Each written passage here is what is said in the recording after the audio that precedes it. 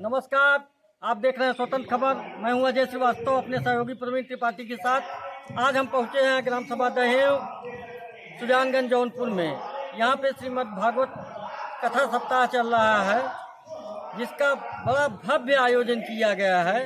आज हम आपको सीधे ले चलते हैं कथा सभागार में और थोड़ा सा कथा के बारे में जानकारी लेते हैं। आप कथा के आयोजक ही हैं। ये पंडित रमापति त्रिपाठी जी के अचानक मन में क्या आया कि इतना बड़ा भागवत कथा कर रहे हैं? नहीं, वो गया गए हुए थे, तो गया का दर्शन लाभ लेकर के लौटे, तभी उनका आयोजन था कि हम भागवत सप्ताह कराएंगे और जो महाप्रसाद का भी आयोजन करेंगे। लेकिन उस बीच अभी कोरोना काल आ गया, फिर बाबूजी की तबीयत भी कुछ ज़्यादा खराब हो गई थी, उसकी वजह से टलता चला गया था। फिर इस बार ये हुआ कि नहीं, चलो अब भागवत कथा सप्ताह का आयोजन कर ही दो। कथावाचक पंडित विनोद शुक्ला जी क्या पहले भी कथा सुनाते हैं कि आप यहाँ पहली बार आए हुए हैं? नहीं, हमारे यहाँ तो पहली बार ही आए हैं। नहीं, और जगह? हाँ, और जगह कथावाचक हैं कि? अरे बहुत बड़े सरल कथावाचक हैं, बहुत अच्छी भागवत का ज्ञान रखते हैं, व्याकरणाचार्य हैं, साहित्याचार्य हैं, बहुत अच्छी सरल भाषा में भागवत कथा करते हैं। हम आपको ले चलते हैं कथा सभागार की तरफ। अपने सहयोगी प्रवीण त्रिपाठी जी से अनुरोध करूंगा कि आप हमको ले चलिए, थोड़ा हमारे जनता को दिखाइए श्रीमद् भागवत कथा सप्ताह जहाँ हो रहा है वहाँ का जरा दिखाइए दृश्य। सप्ताहं कुरु वाचनम् इति सूर्यपचः सर्वै धारूपं तु विद्युतम्। श्रीमद् भागवता मुक्ति केवल श्रीमद् भागवत से ही उसकी मुक्ति हो सकती है, और एक दिन पाठ करने से नहीं। सप्ताहं कुरु वाचनम, सप्ताह ज्ञान यज्ञ का जब आयोजन करोगे तब मुक्ति होगी, इसके पहले मुक्ति होने वाली नहीं है। एक सूर्य बचा, सूर्य नारायण की वाणी को सुन करके जो है गोकर्ण वापस आते हैं और सप्ताह ज्ञान यज्ञ का आयोजन करते हैं। और सप्ताह ज्ञान यज्ञ में बंधुओं, अब किसको जजमान बनाए हैं भागवत में नहीं है, न किसी व्याख्याकार ने व्याख्या किया है कि फला व्यक्ति जजमान बना था, ऐसा कोई उदाहरण नहीं है। अब जजमान कोई नहीं है, सप्ताह यज्ञ का आयोजन हुआ है, बिना जजमान के गोकर्ण सप्ताह सुना रहे हैं, गांव वालों को सबको बुला करके सुना रहे हैं, अर्थात सारे गांव वाले ही जजमान हो गए। और उसके बाद अब प्रेत का आवाहन तो होता ही नहीं है, अब कैसे गोकर्ण प्रेत का आवाहन करें, और प्रेत के लिए ही सुनाया जा रहा है। तो पुराने बांस का मंडप बना हुआ था, उसमें घुन के द्वारा छिद्र हुआ था, घुन का में छिद्र जो दिखाई दिया, उसी में वायु रूप धारण करके जो है वह बैठ गया। पहले दिन की कथा समाप्त हुई, एक गांठ फटी, गोकर्ण को आश्चर्य।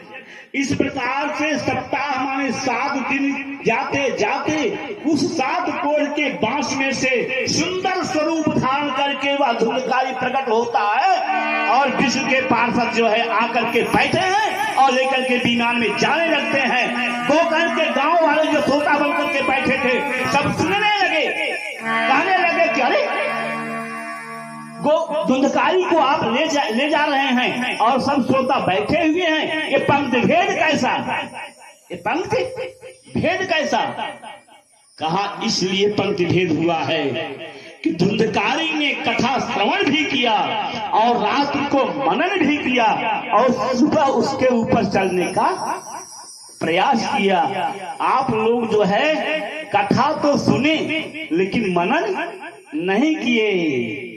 कथा किस उसके बाद प्रथम स्कंद का मंगलाचरण होता है प्रारंभ, और मंगलाचरण में लिखा गया है बंधुओं कि यद्यपि प्रथम श्लोक में वेद व्यास जी ने किसी भी देवता की वंदना नहीं किया है, लेकिन वल्लभाचार्य श्रीधराचार्य आपने प्रथम श्लोक की व्याख्या में प्रकारांतर से श्री कृष्ण की वंदना की गई है, ऐसा उन्होंने सिद्ध किया है। और उसके माध्यम क्या है, लिखा गया है यत्तत् त्रिसर्गो मृखा। त्रिसर्ग का मतलब होता है चाहे सतोगुण, तमोगुण, रजोगुण से परे जो हो वह त्रिगुणातीत प्रकट हुआ है वसुदेव के यहाँ। चाहे यह भाव ले लिए हैं वल्लभाचार्य जी कि मथुरा में जो है जन्म लेते हैं और वृंदावन जाकर के गोकुल में जाकर के पालन पोषण होता है और पुनः मथुरा में आते हैं और उसके बाद सारी क्रियाएं द्वारिकापुरी में करते हैं। तो 3 जगह जिसका लालन पालन हुआ हो ऐसे श्री कृष्ण भगवान को मैं बारंबार प्रणाम करता हूँ, ऐसा इसमें सिद्ध किया गया है। आइए दूसरा श्लोक क्या है। निगम कल्पतरो गलित फलम सुगम खादमृत द्रव संयुतम पीवत भागवत रसमालयम मुहुरहो रसिका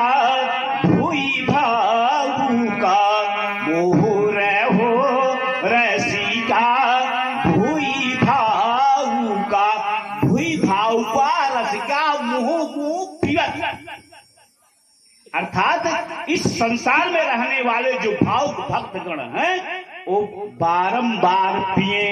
कौन सा क्या पिए? निगम। निगम माने होता है वेद। वेद के पर्यायवाची शब्द है निगम, आरण्यक, छंदस और वेद, ये पर्यायवाची शब्द है। निगम कल्पतरोर गलितम फलम। गलितम फलम सुपक्वम फलम। कल्पतरु वृक्ष के समान है। कल्पतरु वृक्ष के क्या विशेषता है मेरे बंधुओं? वो स्वर्ग लोक में रहने वाला वृक्ष है, अर्थात स्वर्ग की वस्तु यहाँ ला करके दे दी गई है। कल्पतरु की विशेषता है कि जो फल आप जित श्वासो, जित संगो, जितेंद्रिय, ये 4 प्रकार का रूप हो तब कथा आप श्रवण कर रहे हैं। अथवा कम से कम पूरा आचरण कीजिए या न कीजिए जितना कथा में सुन रहे हैं, कुछ तो अपने परिवार को स्वयं चलने का प्रयास कीजिए, तो शायद है कि निश्चित रूप से कल्याण हो जाएगा। लेकिन मैं एक जगह पढ़ा हूं मेरे भी बंधु, बड़ी अच्छी बात वह व्यक्ति बोला है कि नीतिकार, सलाहकार, व्यंग्यकार, कलाकार और अंत में कहा कि कथाकार, ये 5 लोग जो कहते हैं स्वयं उस पर यदि आचरण करने लगे तो भारत को स्वर्ण भारत बनने में देर नहीं होगा। व्यंग्यकार व्यंग बोलते हैं लेकिन स्वयं उस पर नहीं, कथाकार कथा कहता है लेकिन स्वयं उसकी अनुभूति जीवन में नहीं उतारता है। नीतिकार नीति बनाता है लेकिन अक्षरशः वह पालन नहीं करता है। सलाहकार सलाह देता है लेकिन अक्षरशः उसका पालन नहीं होता है। कहने ये 5 अगर स्वयं ठीक हो जाए तो भारत सच में जो है सोने की चिड़िया बन जाएगा। उसके बाद क्या होता है मेरे प्रिय बंधुओं? श्रीमद् भागवतान मुक्ति लिखा गया। इसके बाद लिखा जाता है धन्या भागवती वार्ता प्रेत पीड़ा विनाशनी सप्ताहोपि तथा धन्य कृष्णलोकम फलप्रदः। धन्या भागवती वार्ता, भागवत यह ग्रंथ धन्य है और ये प्रेत पीड़ा निवारणी, प्रेत रूपी धुंधकारी को भी उद्धार करने वाली है। इसलिए यह सप्ताह यज्ञ सर्वथा धन्य है। उसके बाद बंधुओं लिखा गया सप्ताह माहात्म्य में 5 ब्राह्मण का वर्ण होना चाहिए और वो वैष्णव ब्राह्मण हो। वैष्णव ब्राह्मण का मतलब 3 प्रकार के उपासक होते हैं, शैव, वैष्णव और शाक्त। शैव जो है शंकर जी की उपासना करते हैं, वैष्णव भगवान विष्णु को मानते हैं और शाक्त माने शक्ति को मानते हैं, वो देवी के ज्यादा मानते हैं। इसलिए 3 प्रकार के उपासक हैं। उसमें कहते हैं कि वैष्णव भाव होना चाहिए, अर्थात वह द्वादशाक्षर मंत्र से अभिमंत्रित था, वेद किया, उपनिषद बनाया, लेकिन पता नहीं मेरे मन में संतोष नहीं हो रहा है। नारद कहते हैं कि जैसे आपको कष्ट हुआ है इसी प्रकार से कष्ट हमको भी हुआ था, क्योंकि मैं एक गरीब ब्राह्मण के यहाँ पैदा हुआ था। मेरी माता जी जो है संतों और महात्माओं की सेवा करने के लिए नियुक्त की गई थी। मैं उनके साथ था, वो ब्राह्मणों की सेवा करती थी, दासी रूप में रहती थी। लेकिन ब्राह्मण लोग जो है वो मेरे ऊपर बहुत प्रसन्न रहते थे। वो भोजन जो है निकाल करके मुझे सब प्रसादी देते थे। कैसी प्रसादी देते थे? लिखा गया उच्छिष्ट अन्नम न दद्यात्, झूठा भोजन किसी को देना नहीं चाहिए। झूठा भोजन कब नहीं देना चाहिए? उच्छिष्ट अन्न नहीं देना चाहिए, क्योंकि उच्छिष्ट अन्न जो है वो स्वान खाता है। कौवे को और गऊ को जो है पहले साफ साफ निकाल दिया जाना चाहिए। झूठा भोजन तो किसी को देना ही नहीं चाहिए। कहा फिर कैसे खाते थे? कहा वो अग्रासन सभी संत निकालते थे। खाने के पहले अग्रासन निकाला जाता था, तो गायों के लिए अलग से, हमारे लिए अलग से निकालते थे। वही भोजन हम करते थे, जिसकी प्रसादी के कारण जो है हमको यह गुण प्राप्त हुआ। उन संतों ने कहा कि चले जाओ आप भगवान की शरण में, द्वादशाक्षर मंत्र का जप करो। और उनकी कृपा से क्या हुआ? नमो भगवते तुभ्यं वासुदेवाय धीमहि प्रद्युम्नाय निरुद्धाय नमः संकर्षणाय च। संकर्षण, प्रद्युम्न, सारे नामों का उच्चारण मैंने किया। वासुदेव जी का नाम का उच्चारण किया, नमो भगवते वासुदेव का जाप किया, और उसका प्रतिफल मुझे क्या प्राप्त हुआ? नारद जी नहीं समझ रहे हो? क्या मिला? हाँ, यह मिला कि भगवान ने हमको विद्या दिया, उस विद्या में स्वर दिया, और उस स्वर के माध्यम से मैं आज उसको लेकर के कह रहा हूँ। देवदत्तम इमाम पीडाम स्वर ब्रह्म विभूषिताम सुख मुखात। सुखदेव जी के मुख के लगने से जो है, टोट लगने से अमृत का वर्षा हो रही है, रस टपक रहा है। और इसलिए इस रस को रसमालयम लिखा गया है। मोह रहो रसिका हुई भावुका, रसमालयम लिखा गया है। रसमालयम का अर्थ है मेरे बंधुओं, आलयम, आसमंतात लयम इति आलयम। जीवन पर्यंत इस रस का आप पान करते रहेंगे, कभी आपकी तृप्ति होने वाली नहीं है। नित्य आपको एक नया रस इसमें से प्राप्त होता रहेगा, क्योंकि सुख के मुख से जो है टोट मारा गया। सुख के मुख की विशेषता क्या होती है मेरे प्रबंधुओं? वो सेब में टोट मारेगा तो रस नहीं गिरेगा, मौसमी में मारेगा तो रस नहीं गिरेगा। लेकिन यदि गांव के जो पहले आम होते थे, लंगड़ा हुआ, चिनिया हुआ, ये अमला हुआ, वो जब पक जाते थे, जब टोट मार देते थे सुख, तो उसका मिठासपन और अधिक बढ़ जाता है। और आम का फल क्यों कहा गया मेरे प्रिय बंधुओं? आम का फल इसलिए कहा गया कि आम के फल की गुठली को जितनी बार आप मुंह में डालेंगे उतनी बार आपको नित्य नया रस प्राप्त होता रहेगा, आपका मन खिन्न नहीं होगा। लेकिन और संसार में जितने भी फल हैं, एक बार मुंह में डाल लीजिए और उसके बाद फिर मुंह से निकाल करके फिर दोबारा डालना चाहेंगे तो आप डाल नहीं सकते हैं। भूई भाव का क्यों कहा गया मेरे मन में? भूई भाव का इसलिए कहा गया, जैसे 5 लोग बैठे हैं, 5 बाटल पानी रख दिया गया है। जिस व्यक्ति को प्यास लगी होगी वही उस बाटल से पानी उठाएगा और पिएगा। जिसको प्यास ही नहीं लगी हुई होगी उस बाटल को खोलेगा नहीं, अर्थात जो भाव भक्त गण है उसके लिए नित्य पीवत हमेशा इसका पान करते रहे।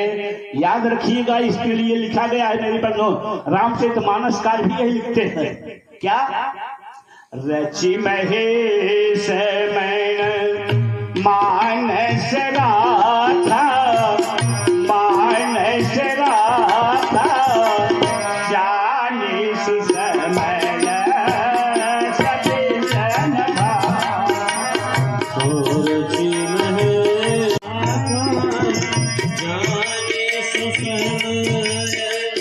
सबिलन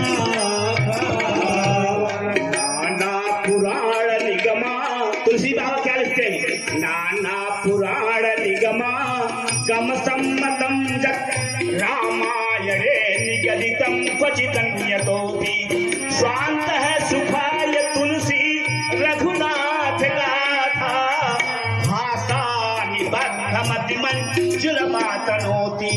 मातनोति विरोध की अर्थ है, अर्थात कोई चीज जो है फैलाई जाएगी तो आकाश में नहीं रहेगी, वो जमीन पर ही आएगी। तुलसी बाबा लिखते हैं कि नाना पुराण निगमा गम सम्मतम जग, इनके जो मत थे कुछ अपने मत को मैं भाषा निबद्ध कर दिया हूं। तो जब स्वांता सुखाय था फिर फैलाने की क्या जरूरत थी? अर्थात बाबा तुलसी ने यही बात कहा है कि मैं स्वांता सुखाय तो भाषा में लिख दिया हूं, लेकिन मैं इसलिए धरती पर फेंक दे रहा हूं कि जिसको जो चौपाई जो बात अच्छी लगेगी वो उसको ग्रहण कर लेगा, जिसको अच्छी नहीं लगेगी वो छोड़ देगा। लेकिन उससे करबद्ध प्रार्थना है, तुलसी बाबा ने कहा है हमारे रामायण को मत फूकना, आपको अच्छी लगे या ना लगे उसको छोड़ दीजिएगा, उसको फूकने की जरूरत नहीं है। भाषा निबद्ध मतिमंजुल मातनोति। उसके बाद मेरे प्रिय बंधुओं, भागवत का इस प्रकार से प्रारंभ होता है और उसके बाद 24 अवतारों का वर्णन होता है और 24 अवतारों के वर्णन के बाद जो है एक दिन की बात है, व्यास जी एकदम किंकर्तव्य विमोढ़ एकदम से ऐसे बैठे हुए हैं। उसके बाद भगवान श्री हरि की प्रेरणा से नारद जी उनके पास आते हैं और नारद जी जब उनके पास आते हैं तो देखते हैं कि वेदों के बनाने वाले, उपनिषदों को बनाने वाले, पुराणों को बनाने वाले आज वेद व्यास इतने निराश क्यों हैं? व्यास से प्रश्न करते हैं, नारद जी धन्यवाद। आपको कल फिर हम 26 तारीख को 26 फरवरी को फिर कथा का श्रवण कराएंगे। इसी के साथ हम अपने सहयोगी प्रवीण त्रिपाठी के साथ जय स्वतंत्र भारत, जय स्वतंत्र खबर लाइव।